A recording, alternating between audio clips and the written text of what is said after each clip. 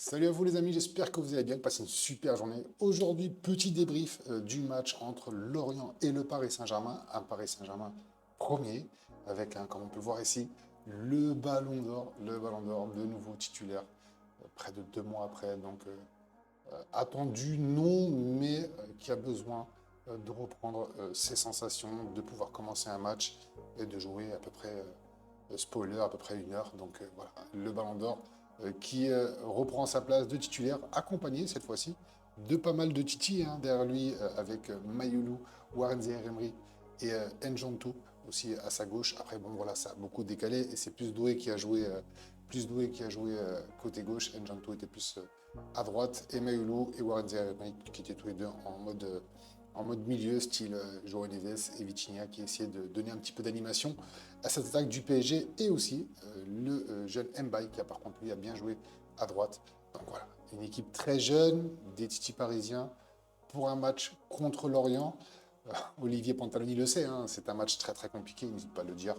On joue contre la meilleure équipe d'Europe, donc toujours un plaisir de jouer contre le Paris Saint-Germain. Pantaloni qui a fait un style, allez, on va dire, moi, quand je regardais plus le match, je voyais plus un 5-4-1, comme ils ont, on va dire, à peu près mis le bus, on va pas se mentir, un jeu contre le Paris Saint-Germain. Aujourd'hui, il y a des équipes qui préfèrent attendre leur moment, et c'est ce qu'a fait Lorient.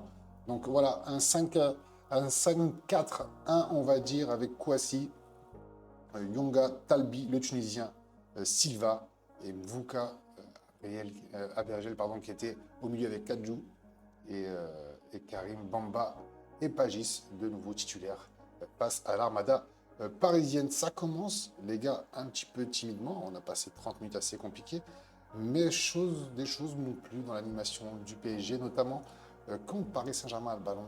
Voilà, les trois derrière, Zabarni, Marquinhos et Beraldo, prennent la largeur. Et on peut voir un Nuno Mendes qui est ici, qui peut être un peu partout, qui peut être ici, milieu, à droite. Donc voilà, il est vraiment électron libre dans cette animation parisienne. Mais là, par contre, quand ça perd le ballon, ça change un petit peu. Là, on peut voir que sur cette animation, pardon, il est juste là. Voilà, il laisse la passe à Désiré Doué et lui vient prendre directement l'axe aux côtés de Nkanju aussi, qui était pas mal de fois mobile. Et on peut voir ici Dembélé qui est tout au fond. Dembélé qui tient sa place de numéro 9. Mais les solutions qui ont pu être, on va dire, du côté de Lorient, c'est quand Lorient avait le ballon. Donc Lorient, ce qu'ils ont fait, c'est qu'une fois le ballon récupéré, ils n'hésitaient pas à se projeter rapidement vers l'avant, parce que forcément, Nuno Mendes a toujours un petit peu de retard. Sur cette photo, on voit il est à l'heure, donc il revient et on voit directement que quand le Paris Saint-Germain n'a pas le ballon, ils se remettent en 4. On a le ballon, on reste à 3, on perd le ballon, on se met à 4. Donc voilà, ça c'était la petite animation offensive, et c'est pareil avec Hakimi.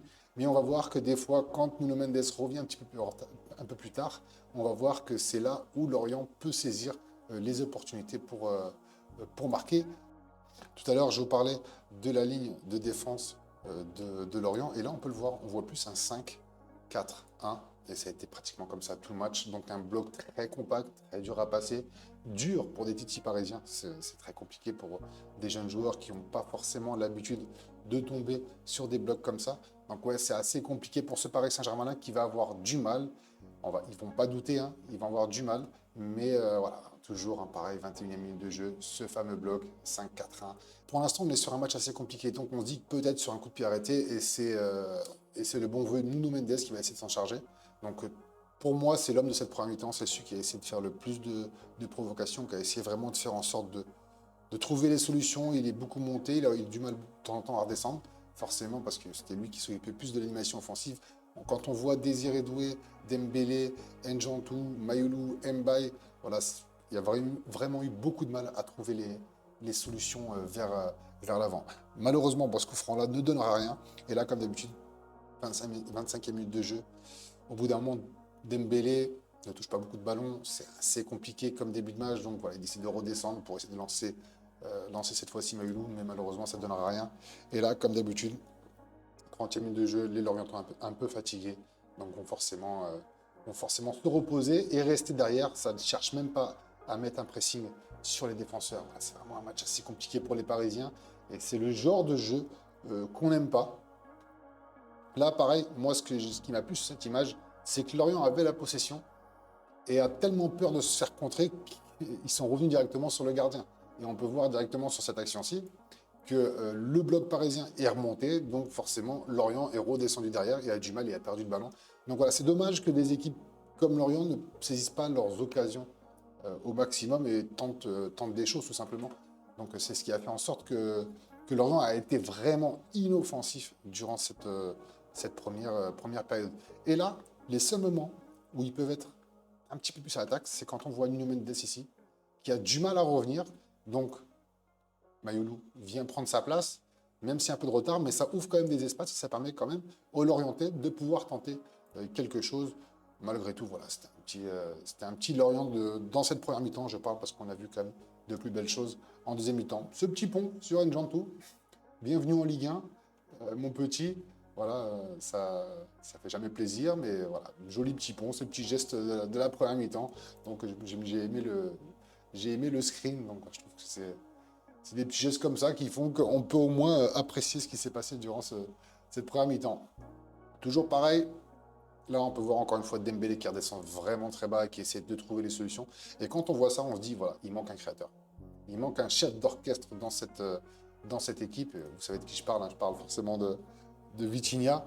Toujours ce bon vieux Nuno Mendes qui fait l'effort, qui essaie de trouver des solutions, même si c'est très compliqué. Là, encore une fois, c'est lui qui va aller à la frappe, qui va tenter, et ce sera une frappe directement captée par Mvogo.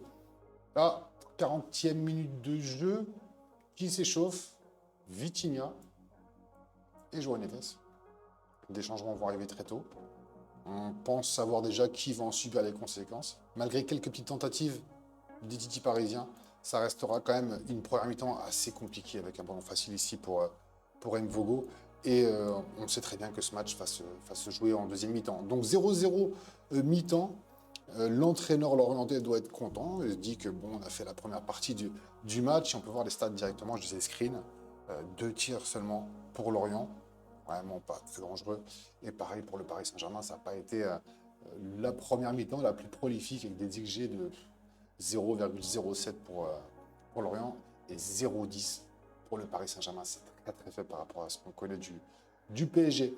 Deuxième mi-temps, les pépites rentrent. C'est là qu'on se dit que ça va changer le match. C'est là qu'on se dit que normalement on devrait voir une meilleure version du PSG, la version du PSG qu'on aime voir, et ça se voit automatiquement. Ça se voit automatiquement avec un Vitinha qui touche déjà énormément de ballons. Je crois qu'au bout de 3-4 minutes, Vitinha avait déjà touché plus de ballons qu'Njantou.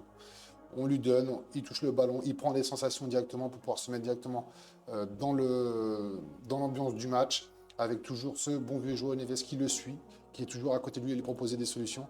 Et là, le chef d'orchestre, les gars, c'est comme disait tout à l'heure, je crois que c'était le commentateur de Ligue 1, il disait oui, c'est vraiment un ingénieur du foot, c'est impressionnant. Et le bon vieux Vitinha ne met pas longtemps à faire parler son talent avec cette passe, superbe passe pour Désiré Doué qui va directement chercher le centre.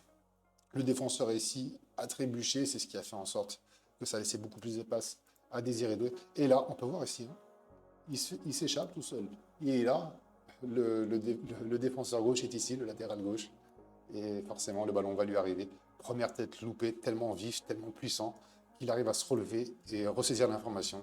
Il n'a plus qu'à la mettre au fond des filets. Ça fait 1-0 pour Paris. Et pour moi, à cet instant-là, c'est lui le meilleur homme du match pour l'instant. Le joueur le plus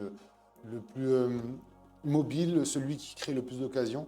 Et franchement, ça fait du bien parce que c'était compliqué l'après mi-temps, je ne le cache pas, par rapport au bus quand même qui a été mis par les Lorientais. Et là, ça va changer un petit peu parce que Lorient va devoir ressortir un petit peu plus le ballon, va devoir jouer et va devoir tenter de revenir au score. Et ça ne va pas se faire attendre longtemps hein, parce que directement, première occasion, et là on peut voir ici Zabarni. Zabarni qui, pour moi, en tant que défenseur, tu ne peux pas donner ton dos à l'attaquant. Ce qui fait que le joueur va crocher directement à droite. Zabarni va se faire prendre de vitesse, ce qui va faire en sorte que le joueur va tenter de centrer. Très bel arrêt de Chevalier, parce qu'il fallait faire attention à soit sortir, soit rester dans ses buts. Et il décide de sortir parce que la balle est un petit peu cadrée. Chevalier la remet en plein milieu du but. Et là, le talent d'Igor Silva, qui d'une frappe sèche. Et on peut voir, hein, Chevalier est vraiment gêné. Sur cet angle-là, c'est beaucoup plus facile à voir. Sur cette frappe, on peut voir qu'il y a 1, 2 et un joueur qui est juste à côté de lui. qui lui gêne la visibilité, donc très compliqué. La frappe va directement petit filet. Et but mérité, très joli but. Et il a pas caché sa joie, je peux vous le dire. Il est parti faire tout le terrain. Donc oui, un partout. Un partout. Pour l'instant, on va dire par rapport à la physionomie du match, certes, si on regarde la possession, on se dit c'est pas possible qu'il y ait un partout. Mais par rapport à ce qu'on a vu comme occasion, pour l'instant, le un partout est logique, malgré quand même qu'il y ait une domination parisienne vraiment plus importante. Luis Enrique, le CF, va commencer à faire des changements. Dommage qu'il n'a pas fait ça 3 minutes avant, parce que malheureusement, on peut le voir ici, Désir Edoué va prendre un petit. Je ne sais pas si c'est claqué ou si c'est les ischio-jambiers. C'est dommage parce que s'il s'arrête juste avant, il n'y a rien de tout ça qui peut arriver. Ça peut être directement arrangé avec un bon entraînement et du kiné. Là, malheureusement, ça va être compliqué pour Désir Edoué. Et je crois que c'est un claquage. Je ne sais pas trop ce qu'il a encore à l'heure actuelle, pardon, je tourne la vidéo. Je l'attends justement directement après le match. Donc à voir, mais des gars, des trucs comme ça. C'est pas une rechute parce que lui, il a eu ça au mollet il y a un mois. Là, c'est plus au disco-jambier. Donc, ouais, je pense qu'on va être sur un bon 6 semaines, 6 semaines, 8 semaines. Par rapport à son hygiène, tout ça, ouais, on peut se rapprocher peut-être des 6-5. À voir. À voir, mais c'est compliqué. On sent qu'il y a de la douleur quand même. Ça fait chier. Ça fait chier parce que moi, c'est un joueur que j'adore regarder.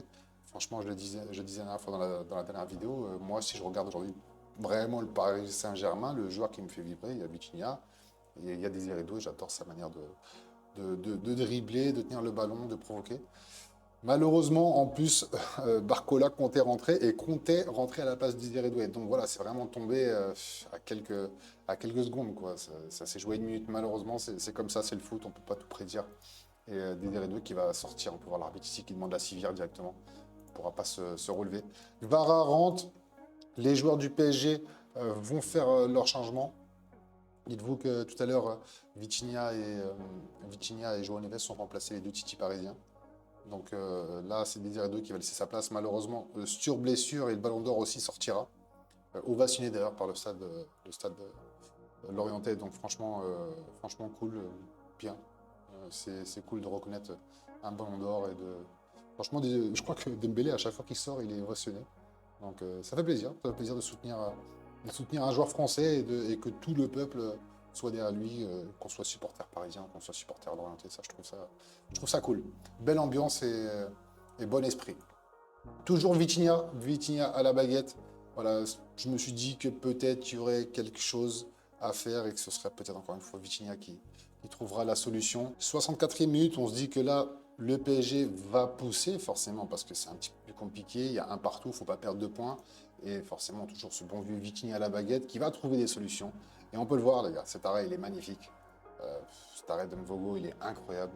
Franchement, elle arrive juste, elle rebondit juste devant lui. Donc elle est très dure à prendre. Il la prend des bouts des doigts, mais ça sort le ballon. Donc voilà, passe de Vitinha, magnifique encore une fois. Sa fameuse passe en cloche, qui arrive directement sur, je crois que c'est Mayoulou. Mayoulou qui a joué tout le match. Mayoulou qui reprend d'une style tac, qui arrive à la recentrer. Barcola qui est pourtant juste derrière ici, qui arrive avec son explosivité, son accélération à prendre le ballon. Frappe de Barcola, un petit peu bizarre, qui tape, qui rebondit. Et Mvogo fait cet arrêt magnifique. Rien à dire. Barcola le sait, ça va être compliqué de marquer contre celle Lorientais parce que franchement, Lorient commence petit à petit à fatiguer, certes, ce recroqueville dans son camp, mais n'hésite pas à saisir ses occasions. Et là, on se dit peut-être, pourquoi pas, le super sub Gonzalo Ramos va marquer son petit but et donner la victoire au Paris Saint-Germain parce que c'est ce qui arrive généralement assez souvent. Mais non, c'est Lorient qui n'hésite pas à saisir ses occasions, à garder le ballon et à tenter de tout pour le tout pour essayer de marquer ses buts. Mais vraiment une équipe qui ne veut pas garder le ballon, mais à chaque ballon récupéré, se projette et n'hésite pas à trouver des solutions comme là, cette frappe, malheureusement qui passe à côté, mais tente. Dès qu'il y a position de frappe, on tente. Là, par exemple, cette action, elle est incroyable. Magnifique passe je crois que c'est Kwasi, qui la met pour Lebris qui vient de rentrer. La passe est magnifique, le tempo est incroyable. Là, petite erreur ici de Mayoulou, quand même, qui ne regarde pas derrière lui, qui est fixé sur le ballon, qui oublie Lebris derrière lui, Lebris qui a juste à avancer. Malheureusement, le ballon est un petit peu mis en sortant de la surface, ce qui fait que Lebris ne peut pas aller directement vers le but. Et au lieu, et là j'ai mis ici ces deux joueurs. Voilà, je pense que c'est ce genre de truc des fois qui manque à certains joueurs. Là, au lieu de frapper, parce qu'il a envoyé une sacoche qui est partie directement au petit filet, au lieu de jeter un œil, même pas jeter un œil, c'est maintenant, il faut que ça devienne des automatismes. Il aurait pu tout simplement mettre une passe ici ou une passe là-bas parce qu'il avait largement le temps pour tenter autre chose. Après, ça serait peut-être pas passé, mais au moins, je pense que voilà, il faut tenter ce genre de choses-là. Il y a deux joueurs qui se projettent, il y a beaucoup de fatigue. Donc voilà, pour moi, cette frappe, c'est vraiment un avis d'impuissance. Et voilà, je tire et puis on verra si ça rentre. Donc c'est dommage. C'est dommage. 83e minute, toujours le Paris Saint-Germain à l'attaque. Ça va être très très compliqué, hein. Cette fois-ci, Lorient aura de plus en plus de mal à remonter le terrain. Mais Paris aussi a du mal. Paris a du mal parce que ce genre de bloc, c'est pas que Paris ne les aime pas, mais quand on arrive à un match au bout de 3 jours et que voilà, on tombe sur une équipe de Lorient qui a besoin de points, donc les gars ne vont pas forcément se laisser faire avec Gvara qui tente, avec Zabarni qui fait pas mal de, qui finit par être un peu épuisé, hein, voilà, il a pris un carton jaune. Là, c'est une passe loupée de Nuno Mendes qui finit directement à côté du point de corner. Donc voilà, il y a des erreurs parisiennes qu'on commence à voir à la fin. Même Vitinha qui perd jamais de ballon a perdu quelques ballons. On sent hein, qu'il y a un peu de fatigue. On sent qu'il y a un peu de fatigue. Et je pense aussi qu'il y a des matchs à venir qui sont un peu dans la balance. Malgré tout, Gvara va tenter, va frapper, mais va tomber encore une fois sur un très bon Nvogo qui aura fait son match. Ce gardien a tellement progressé, les gars, franchement. Vous en entendrez parler encore. Le jeu au pied, il est très très bon. Euh, son aura dans les buts est vraiment bonne. On voit vraiment qu'il y a un gardien dans les buts de Lorient. Donc ouais, petit plus pour ce gardien Mvogo, pardon, qui est vraiment très très bon et qui est imposant qui est imposant dans les buts. 7 minutes d'arrêt de jeu par rapport à ce qui s'est passé avec Désiré Doué et Lorient qui va tenter, hein. On peut voir ici la projection. Les joueurs ont un petit peu de mal à revenir. On peut voir Nuno Mendes un petit peu en retard. Mayolou qui tente. Joao Neves qui tente. Là, c'était un ballon perdu par Bakula qui fera faute directement sur le joueur. Mais ouais, Lorient qui, malgré tout, a cette faculté à, à pouvoir quand même accélérer et à mettre le tout pour le tout, parce qu'ils y ont cru, les gars, ils y ont cru sur cette action. Tout le monde s'est mis à courir, il y a des joueurs qui n'en pouvaient plus, tout le monde s'est mis à courir, et pourtant, voilà, malheureusement, mauvaise passe ici qui a fini directement par une faute de Barcola. Et la dernière, la spéciale de Vitinha, je me suis dit, c'est Vitinha, il va en mettre une, encore une fois, comme d'habitude, frappe magnifique. Il arrive face à Zabarni qui lui met la passe, il est pratiquement dos au but, hein, et il frappe, c'est impressionnant. On peut voir, il est face à la tribune, et il met une frappe bizarre qui passe juste à côté du but d'Mvogo, qui était presque dessus, mais vraiment la frappe était très tendue. Les deux entraîneurs se saluent. Voilà, ce serait un match nul pour le Paris Saint-Germain qui va laisser des points et de l'espace pour Marseille qui joue tout à l'heure, hein. Je ne suis pas encore en train de regarder le match. Marseille qui, pour l'instant, je crois, perd 1-0. Donc, ouais, ça va être. C'est une bonne affaire. On va voir si Marseille peut faire quelque chose. Lens qui a perdu 2-0 à Metz. Donc voilà, j'avais dit que Metz, fallait que Metz fasse quelque chose pour que ce championnat soit beaucoup plus palpitant en fin de championnat. Donc cool pour les Messins, ça me fait plaisir pour eux, comme ça ils vont remonter à 5 points et ça va leur faire du bien. Lorient qui va monter à 9 points et le Paris Saint-Germain qui restera à 21, qui était à 20, qui restera à 21. Ligue G pour Lorient est de 0,23, c'est pas énorme. Voilà, beaucoup de frappes ont été non cadrées, ils n'ont pas non plus été extrêmement dangereux, mais voilà. Lorient a fait ce qu'il fallait et a mis toutes ses armes pour tenter de gagner ce match parce qu'au début c'était très compliqué, hein, vraiment avec un bloc vraiment compact. Ça a mis le bus, ça a tenté des coups en contre. Voilà. Mais Paris était beaucoup trop fort et Paris malheureusement n'a pas réussi, hein. Malgré qu'ils ont eu 8 corners, Lorient 0, voilà, on a vu les frappes, hein. Paris qui a beaucoup plus frappé en deuxième mi-temps, 15 frappes, 5 frappes pour Lorient, 2 cadrés pour Lorient et 8 pour le Paris Saint-Germain, d'où le très bon match de Mvogo avec un XG de 1,42. Donc voilà, on va se retrouver. Normalement, je devais être en live aujourd'hui, mais du coup, j'ai préféré faire une vidéo beaucoup plus détaillée parce que je voulais absolument suivre ce match. Vu que Achraf Hakimi ne jouait pas, je voulais voir absolument comment que ça allait être mis en place avec Nuno Mendes. Donc voilà, c'est pour ça que j'ai fait ce petit schéma pour vous montrer que Nuno Mendes, je fais pratiquement la même chose en fait qu'avec Hakimi de l'autre côté. Donc ouais, dommage, Paris perd des points. Paris, malheureusement, restera à 21 points. Il y a un match en fin de week-end. Donc voilà, c'est pas terminé tout ça. Maintenant, à voir ce que Marseille va faire. Pour l'instant, Marseille, 30e minute, perd 1-0 face à Angers, donc le championnat n'est pas fini, le championnat est toujours aussi excitant. Et c'est cool d'un côté, c'est cool, même si pas mal de gens voudraient que Paris gagne, mais c'est bien aussi de mettre un petit peu de suspense, malgré que c'est très compliqué de battre le Paris Saint-Germain en championnat cette année, et ce sera très compliqué de prendre leur titre de champion de France, mais je trouve quand même que c'est bien de voir un petit peu de suspense. Donc cool pour les Lorientais, ça leur fera du bien. Un point pris, ils étaient à 8, ils sont à 9. Maintenant, ils ont recollé un petit peu au classement à voir ce que les autres vont faire. Donc ouais, super cool, super excitant. Bonne journée à vous, bonne soirée. Profitez bien encore de cette soirée football, pour ceux qui sont encore en train de regarder leurs équipes. Et puis on se dit à tout à l'heure, peut-être pour un débrief ou à demain. Ciao.